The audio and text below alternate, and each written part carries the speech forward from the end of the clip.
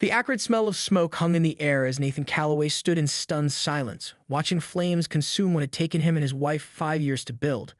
Their 10-acre property on the outskirts of Riverview County, once a haven for retired police dogs and a state-of-the-art K-9 training facility, now resembled a war zone. Dark plumes billowed skyward, obscuring the otherwise perfect blue September sky, while fire engines crowded the long gravel driveway leading to what remained of their barn and training outbuildings. "Sir, I need you to step back," a firefighter urged, gently guiding Nathan away from the intense heat. But Nathan couldn't move, couldn't process what was happening. Somewhere in the distance, he heard the distressed barking of the 12 service dogs they'd managed to evacuate just in time. "Who would do this?" he mumbled, more to himself than to the first responder beside him. The firefighter gave him a sympathetic look. "The fire marshal will determine if it was arson. Right now, we're just trying to contain it before it spreads to your house." Nathan nodded mechanically, his eyes fixed on the barn where they'd stored their equipment, thousands of dollars in specialized training gear now reduced to ash. His hand instinctively reached for his phone to call Melissa, his wife, who was at a training seminar in Denver. How could he possibly tell her that everything they'd worked for was gone? 48 hours earlier, life at Calloway K-9 Training Center had been perfectly normal. Nathan had been running drills with Rex, a Belgian Malinois being trained for the county sheriff's department, when an unfamiliar silver Lexus had pulled up their driveway. The driver, a petite woman in her 50s with an expression that suggested she'd just smelled something unpleasant, had introduced herself as Diane Harrington, president of the newly formed Riverview Estates Homeowners Association. "Mr. Calloway," she'd said, not bothering to shake his extended hand, "I'm here to inform you that your property is in violation of several HOA covenants." Nathan had blinked in confusion. "Ma'am, we're not part of any homeowners association. We've owned this land since before any developments were built around here." Diane had smiled thinly, handing him a thick envelope. "You are now. The Riverview County Board approved our expansion last month. Your property falls within our jurisdiction, and I'm afraid these—" She gestured dismissively at the training equipment scattered across the yard. "Structures violate our aesthetic guidelines." Nathan had tried to explain. This wasn't just a farm or a hobby. It was a certified training facility for police and service dogs, contracted with 3 county departments. But Diane had been unmoved. "You have 14 days to bring your property into compliance," she'd stated firmly, pointing to the notice. "Those unsightly obstacle courses need to be removed, that bar needs to be painted to match approved color schemes, and the dogs—" She wrinkled her nose at Rex, who sat obediently at Nathan's side. "They'll need to be relocated. Our bylaws clearly state a maximum of 2 domestic pets per household." "These aren't pets," Nathan had protested. "They're working dogs in training. This is a business that was approved by the county years ago." "A business that's no longer zoned appropriately under our covenants," Diane had countered. "The notice explains everything. Compliance is mandatory, Mr. Calloway." Now, as Nathan watched firefighters battle the blaze that had mysteriously ignited just 12 days after that encounter, a cold realization began to form in the pit of his stomach. This wasn't a coincidence. Officer Mike Lawson, a longtime client and friend from the sheriff's department, approached with a grave expression. "Nathan, you need to see this." He held out his phone, showing a neighborhood social media group where someone named DH had posted just hours before, "Problem property being handled today. Our community standards will be enforced one way or another." "Is that—" Nathan couldn't bring himself to finish the question. Mike nodded grimly. "We're going to need statements from you about any recent threats. This doesn't look like an accident." Nathan's shock gave way to a simmering anger as he looked from the phone to the destruction before him. If HOA enforcers thought burning down his farm would solve their problem, they had severely. Melissa Calloway's rental car kicked up dust as it barreled down the country road toward what remained of their property. She cut her Denver training seminar short after Nathan's devastating call, driving straight through the night with nothing but gas station coffee and determination keeping her awake. When she finally rounded the bend and saw the blackened skeleton of their barn against the morning light, she pulled over abruptly, unable to drive further. "Oh my God," she whispered, her hand covering her mouth. The reality was far worse than what Nathan had described. Nathan spotted her car and jogged over, his face haggard from a sleepless night. Melissa stepped out and fell into his arms, both of them wordless for a long moment. "The dogs?" she finally asked, her voice breaking. "All safe," Nathan assured her. "They're staying at Mike's training kennel for now. Rex actually alerted us to the fire, started barking like crazy before we even smelled smoke. If it weren't for him—" He didn't finish the thought. Melissa surveyed the destruction, her initial shock hardening into the same steely resolve that had made her one of the most respected K-9 handlers in her 15 years with the police force before retiring to start their training center. "Show me what we know," she said. Inside their modest farmhouse, spared from the flames but reeking of smoke, Nathan spread out photos and a preliminary report from the fire marshal's office. They found accelerant patterns at 3 different origin points, he explained, pointing to markings on a property diagram. Definitely arson.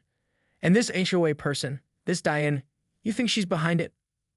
Look at this, Nathan said, pulling up the social media post Mike had shown him. Posted 3 hours before the fire was reported, and there's more. He showed her a series of increasingly hostile emails from the Riverview Estates HOA, culminating in one sent just a day before the fire. Final notice. Non-compliance will result in immediate enforcement action. Immediate enforcement action, Melissa repeated slowly. They put that in writing. They did. But here's where it gets interesting, Nathan continued, bringing up the county records website. I've been doing some digging. This HOA expansion they're claiming? The county board did approve a rezoning request, but the official boundaries stopped 2 miles east of our property. We were specifically excluded because of our business license and agricultural zoning. Melissa's eyes widened. So they have no authority here whatsoever? None. They're running a bluff, a dangerous one. Nathan rubbed his tired eyes. But that's not all. The development company behind Riverview Estates, Harrington Properties, as in Diane Harrington and her husband Gerald, they've been buying up land all around us for their next phase of luxury homes. And our 10 acres sits right in the middle of what they want, Melissa concluded, the pieces falling into place. A knock at the door interrupted them. Mike Lawson stood there with another officer Melissa recognized as Detective Sarah Chen from the county's arson investigation unit. Sorry to intrude, Mike said. Detective Chen has some questions, and well, you both need to hear what we found. Detective Chen wasn't one for small talk. We executed a search warrant on Diane Harrington's home and office this morning based on the social media evidence and threatening communications. We found these in her garage. She placed an evidence bag on the table containing an empty gas can and a set of work gloves that reeked of accelerant even through the plastic. That's not all, Mike added grimly. We also found detailed plans of your property with the barn, training areas, and outbuildings marked as Phase 1 removal targets. Melissa sank into a chair. They actually planned this. They could have killed us, or the dogs. Ms. Harrington is in custody, Detective Chen confirmed, but she's already claiming her account was hacked and that the evidence was planted. Her husband has hired Winston Mills as defense counsel. Nathan groaned. Winston Mills was the most expensive attorney in the county, with connections to half the judges in the district. There's something else you should know, Mike said hesitantly. Gerald Harrington used to be on the county board before starting their development company. He still has friends there. This could get messy. Melissa's expression shifted, a familiar determination taking hold, the same look she'd worn when leading high-stakes canine operations in her police days. They picked the wrong targets, she said quietly. They have no idea who they're dealing with. Nathan recognized that tone. It was the same one she'd used when they'd taken on the state certification board 3 years ago after they tried to shut down their facility on a technicality. The board had eventually apologized publicly. What are you thinking? He asked. Melissa reached for her phone. I'm calling Sergeant Rivera. We have 12 highly trained detection dogs and handlers who graduated from our program in active service across 3 counties, and every single one of them owes us a favor. Detective Chen raised an eyebrow. What exactly are you planning? Nothing illegal, Melissa assured her with a smile that didn't quite reach her eyes. Just a little community service. Those dogs are trained to find everything from drugs to accelerants, and I think it's time they had a training exercise in Riverview Estates. As Mike and Detective Chen exchanged glances, Nathan couldn't help but feel a surge of pride. The Harringtons and their HOA enforcers had made a catastrophic miscalculation. They hadn't just burned down a farm. They declared war on the people who trained the county's finest canine officers and their human partners. The Riverview County Courthouse buzzed with unusual activity for a Tuesday morning. Reporters clustered on the steps, alerted by an anonymous tip that something newsworthy would unfold. Inside, Gerald Harrington sat beside his wife Diane in the first row of the gallery, both dressed impeccably, wearing expressions of injured innocence as their attorney, Winston Mills, prepared for Diane's arraignment on arson charges. Don't worry, Gerald whispered to his wife. Judge Fleming owes me for his re-election campaign. This will all go away. What the Harringtons didn't notice was Nathan Calloway quietly slipping into the back row, accompanied by Sheriff Tom Ramirez. Nor did they register the significance of the 4K9 officers positioning themselves strategically around the courtroom perimeter, each with a certified detection dog sitting alertly at their side. Judge Fleming entered, and the proceedings began with the expected formalities. Winston Mills immediately moved to dismiss all charges, citing insufficient evidence and an obvious vendetta against prominent community developers. The prosecuting attorney, a young ADA named James Chen, rose to counter. Your Honor, the evidence against Ms. Harrington is substantial, including physical evidence recovered from her home, documented threats, and a clear financial motive. Mills scoffed. Physical evidence that was clearly planted. My client is being framed by individuals who refuse to comply with community standards that benefit everyone. It was at that precise moment that Rex, a Belgian Malinois handled by Officer Rodriguez, suddenly alerted, head up, ears forward, then sitting and staring fixedly at Gerald Harrington's expensive leather briefcase. Judge Fleming frowned. Officer, control your animal. I apologize, Your Honor, Rodriguez responded formally, but Rex is a certified accelerant detection K9. When he alerts like this, protocol requires us to investigate. The murmur ran through the courtroom as Gerald clutched his briefcase tighter. This is outrageous. That dog is obviously giving a false alert on command. Sheriff Ramirez stepped forward. Your Honor, we have reason to believe Mr. Harrington may be in possession of evidence related to the arson case against his wife. We'd like to request an immediate search of that briefcase. Absolutely not, Mills thundered. This is a blatant violation of attorney-client privilege and Mr. Harrington is not your client, Ms. Harrington is, Judge Fleming pointed out, suddenly looking uncomfortable. And if a certified detection dog has alerted. 15 minutes later, the contents of Gerald's briefcase lay exposed on the evidence table. Handwritten notes detailing the removal of the Callaway property, receipts for 3 gas cans purchased the day before the fire, and most damning of all, a thumb drive containing email exchanges between the Harringtons discussing how to make that eyesore disappear before Phase 2 marketing begins. Gerald Harrington was now sitting in the defendant's chair beside his wife, both facing expanded charges as their attorney frantically whispered damage control strategies that were clearly too late. But the courthouse drama was just the beginning. 3 days later, Melissa Callaway led a convoy of vehicles down the pristine streets of Riverview Estates. 5 news vans followed, cameras rolling as they pulled up to the Riverview Estates HOA office, a converted model home at the entrance to the development. Are you sure about this? Nathan asked his wife as they stepped out of their truck, Rex jumping down after them. Absolutely, Melissa replied, adjusting her jacket with the Callaway K9 training logo prominently displayed. The search warrant is completely legitimate. Detective Chen made sure of it. Behind them, a dozen K9 handlers with their dogs formed an impressive line.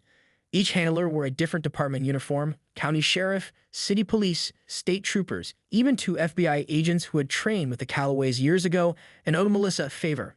The current acting president of the HOA, a nervous man named Philip Winters, who had quickly distanced himself from the Harringtons, met them at the door. This is completely unnecessary, he protested weakly. We've already voted to exclude your property from our jurisdiction and offered a settlement for the damages. This isn't about our property anymore, Melissa informed him coolly. This is about a pattern of fraudulent activity. We have evidence that HOA funds were being diverted to Harrington properties through inflated maintenance contracts. Every homeowner in this development has been defrauded.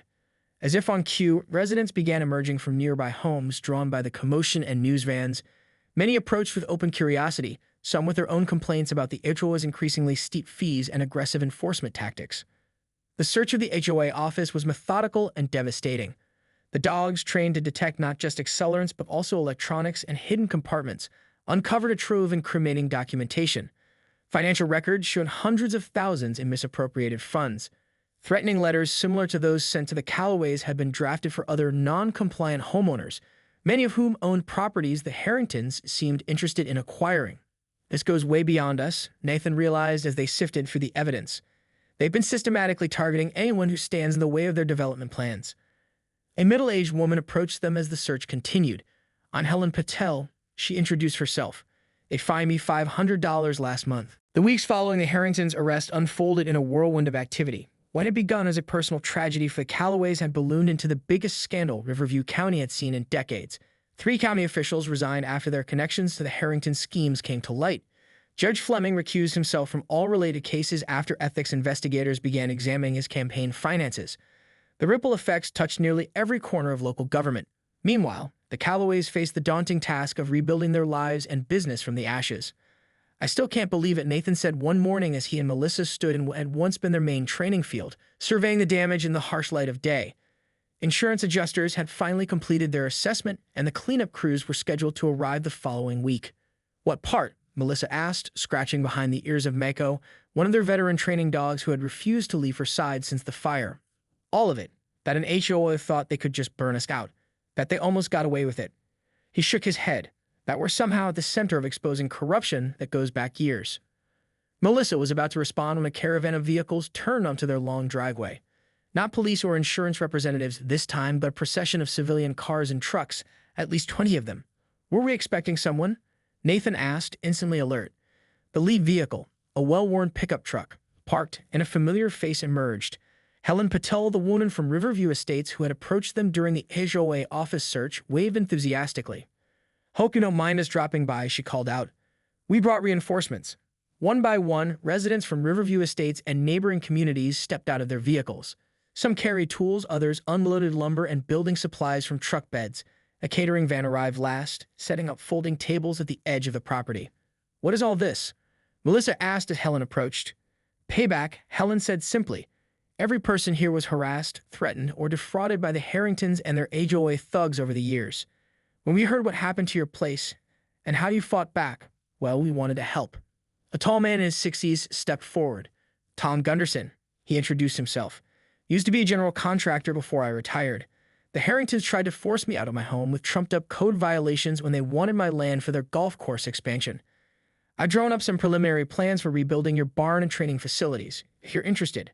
Before the Callaways could respond, others began introducing themselves. An electrician whose business had been nearly ruined by Gerald Harrington's smear campaign when he refused to inflate invoices for HOA work. A landscaper who had been blacklisted for reporting environmental violations at one of the Harringtons' development sites. Families who had paid thousands in questionable HOA fines and fees. "We can't accept all this," Nathan protested weakly, overwhelmed by the generosity. "Sure you can," Tom replied with a grin. "Consider it community service. Besides, my grandson just got accepted to the police academy. He's planning to apply for K-9 handler training once he graduates. Places like yours are essential." Melissa found herself blinking back tears.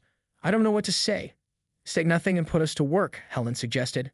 "We got permits fast-tracked through the county.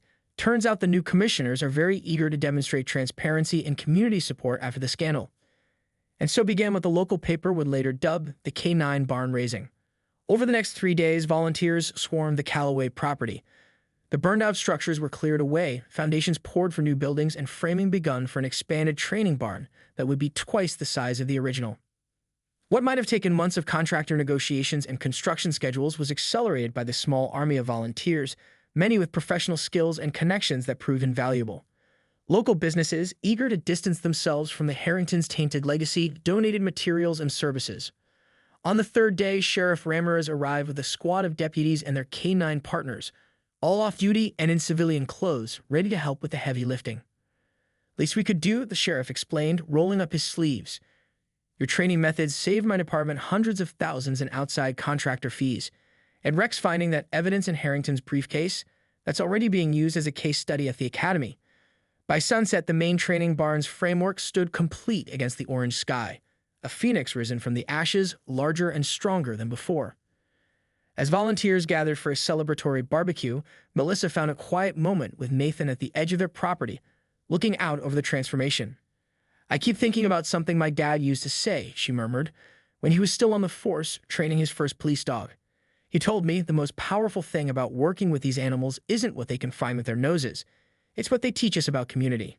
Nathan nodded, watching as Rex playfully interacted with children from the volunteer families, showing the gentle side that balanced his working intensity. "Your dad was right.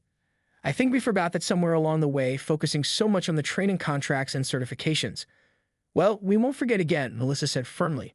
"Once we're back up and running, I want to start a community program. Free basic obedience classes for rescue dogs, demonstrations for schools, maybe even therapy dog training for veterans." Nathan smiled. "The Harringtons tried to force us out because they thought we didn't fit into their vision of community. Turns out they were the ones who never understood what community really means. As night fell, they joined the impromptu gathering that had formed around picnic tables and fire pits. Stories were shared, plans discussed for the coming days of rebuilding. Children played with the gentler training dogs under careful supervision, while the working K-9s demonstrated their skills to an appreciative audience. What had begun as a devastating loss was transforming into something neither Nathan nor Melissa could have imagined. A new beginning, built not just with lumber and nails, but with the goodwill of an entire community that had found its voice in the aftermath of corruption. And somewhere in the county jail, the Harringtons waited for their trial date.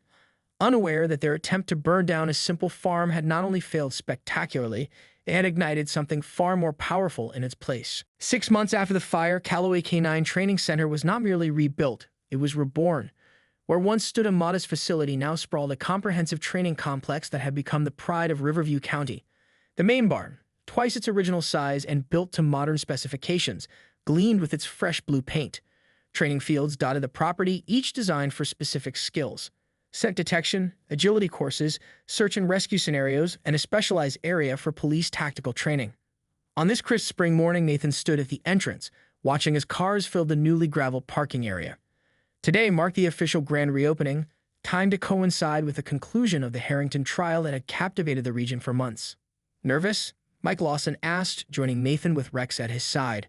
The Belgian Malinois, now something of a local celebrity, carried himself with a dignified bearing that had made him the unofficial mascot of the rebuilt center. A little, Nathan admitted. Didn't expect this many people. What had been planned as a modest reopening ceremony had evolved into something much larger. The county commissioners had declared it K9 Appreciation Day, and the event had drawn attention far beyond their local community. A state senator was scheduled to speak alongside representatives from law enforcement agencies across 3 states. "You've earned this," Mike said. "What you and Melissa did, standing up to the Harringtons, exposing the corruption, it changed things around here. People remember that." Nathan nodded, still not entirely comfortable with their newfound status as local heroes. "We just won our life back. Everything else was unexpected."